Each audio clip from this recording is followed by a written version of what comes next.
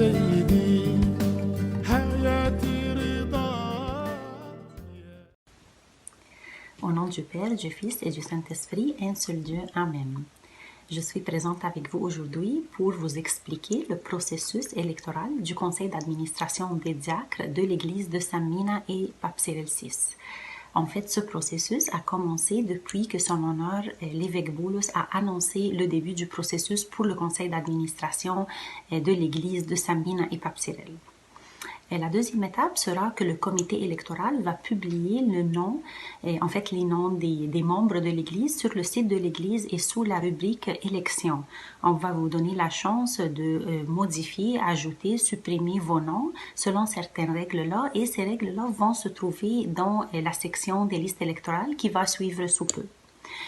Après les modifications et la suppression des noms, on va approuver cette liste-là des membres par le bishop Boulos. Ensuite de ça, on va recevoir les candidatures. Alors, les gens qui vont être intéressés à participer au conseil d'administration, ils vont soumettre leur nom. Et après ça vient l'étape pour les entrevues. Les entrevues vont être par le bishop Boulos et les candidats, et il va recevoir aussi vos rappels et il va honorer vos commentaires. Et après ça vient l'étape de l'annonce de la liste finale des candidats. On va mettre les candidats, leur nom et leurs photos, ainsi qu'un message bref sur eux sur le site pour que vous puissiez les connaître et avoir une idée sur qui vous allez choisir, qui vous représente dans le conseil d'administration. Après ça, on va vous annoncer la façon et le moment dont les sélections vont se dérouler.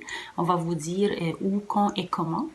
Et après les élections, on va publier et on va vous annoncer la liste des noms des candidats qui vont former le conseil d'administration des diacres de l'église de San Mina et Pape Cyril VI. On va publier étape par étape le processus des élections sur le site de l'église et encore une fois sous la rubrique élections.